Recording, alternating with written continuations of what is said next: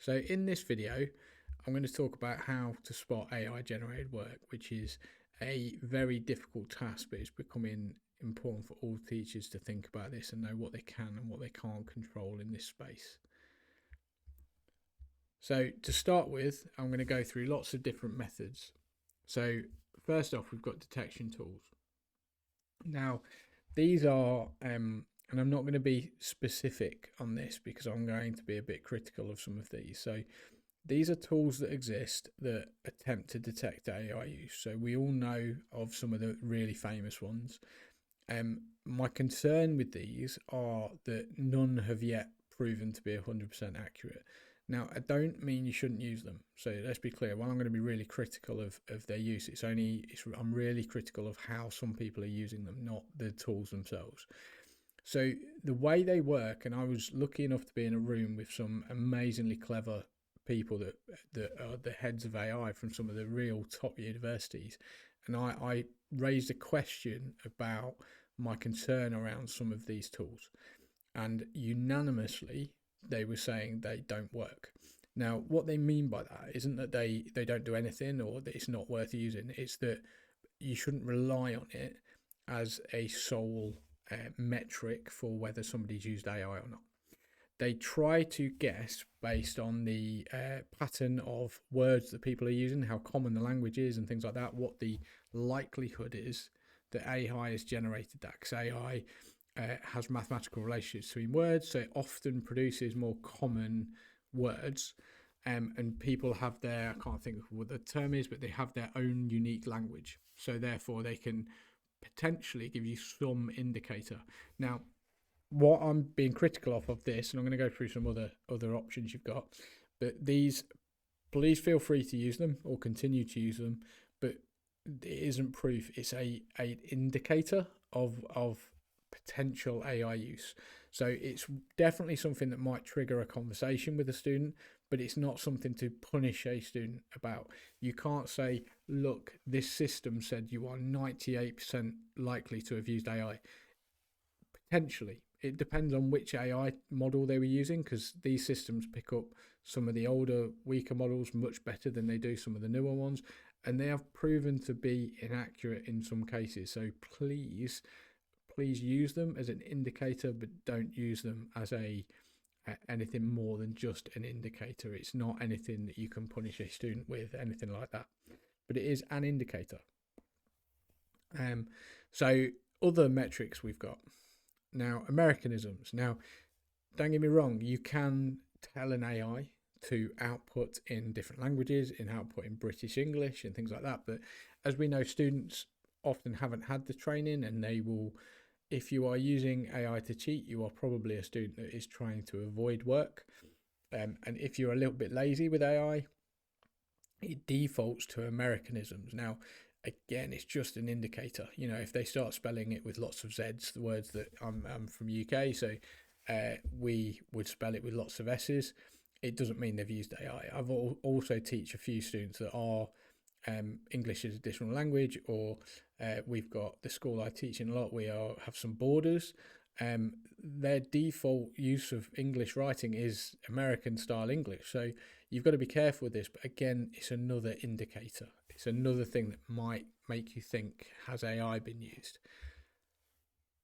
Now, these other ones, these are really powerful, but they're not easy to do. But if there's any big change in the student's tone, dictation, writing style or language, anything that's uncharacteristic to their normal writing, this is a huge indicator that AI might have been involved. And I say AI, we've had this problem for years with students going home, brothers and sisters, mums and dads, cousins doing homework for them, doing work for them.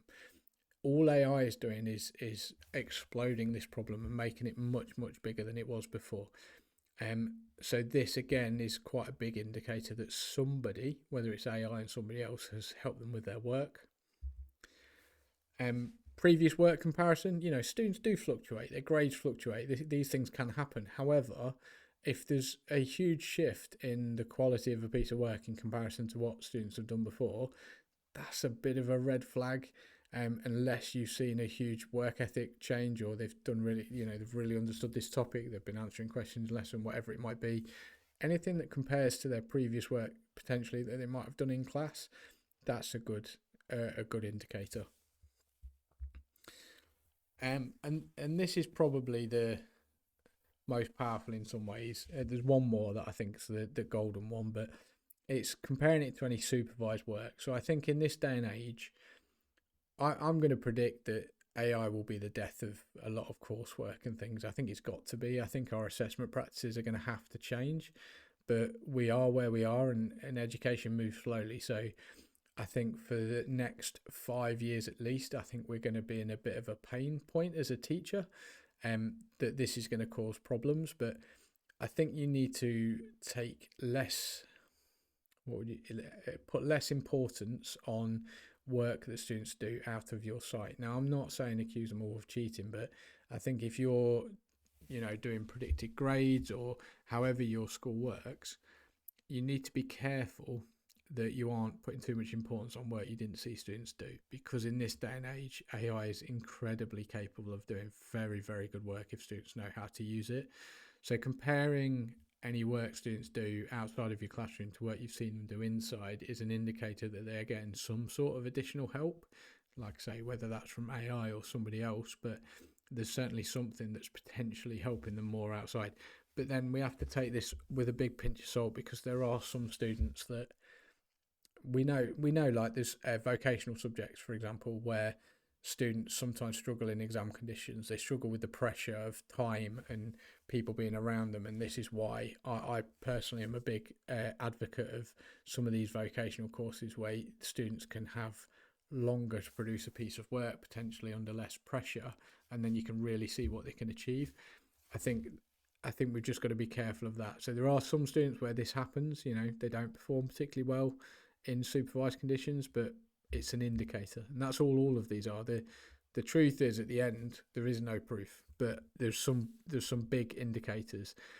Then you've got the references verification. So there is quite a lot of examples of, and AI is getting better at this, by the way, but there is quite a lot of examples of AI making up references. And if you find in a piece of work a student does, they've got references, you might find checking them, some of them aren't real. That's a huge indicator of AI. Okay, because there isn't really a reason a student should make up a reference to something that never existed. They might point to a book they've never read or something like that, but they're unlikely to make up a book. Now, this is a big source of AI, but like I say, they are much better at not doing this than they used to be. But anything like this would be a big indicator. And the final one, well, there's a little bit left, but it's discussing it with the student. I mean, so I teach computer science, like I said, and we do a lot of programming code and things like that. I find it's really easy to spot if a student's using AI, because the work that they're showing me, the programs they've made, they can't explain how it's working. And discussing somebody's work with them, if they've actually done it, their level of knowledge about the work is much higher. There might be the odd thing they don't fully understand, but I think you can tell usually if somebody's had help, whether it's come from AI, like I say, or a parent or whatever. I think it's quite obvious. The problem is proving it. And all of these things I'm talking about today are indicators of AI use, but none of them are proof, which is the problem we're going to have for the next few years. So just to throw in here what we do at school, and this is, I'll try and be broad here because it depends who's watching it, because we've also got some schools in Brussels and France and things like that, and they have different systems, but it's making sure they reference it. So if they use AI, and if you're with an exam board or you're doing a piece of work, or I'll talk to you about rubrics and things later, if you're allowing AI use in whatever form, whether it's something for an exam board or not, you're allowing AI use in a piece of work. I think the key thing is we just need to teach students to reference it like any other information source. I mean, they don't go, for the last couple of decades, we've not expected students to not use the internet or books when they do homework. It's just because AI is new and it's scarily powerful that we're scared of how it's going to ruin education. But there will come a point where AI will become very integrated, and it will be quite normal for people to use AI to help aid them in their work. We've just got to find the balance of doing this without bypassing learning. And I think the first step is making sure students are honest and transparent, academic integrity about where they are using AI. So it's teaching them how to reference it. Now, people take different approaches on this, but I quite like the idea of taking a screenshot. It's a little bit onerous, but the problem is with AI references is if it was like a book or a website, we always put a link, don't we? I've read this book. I might even reference the page, or I've gone to this website.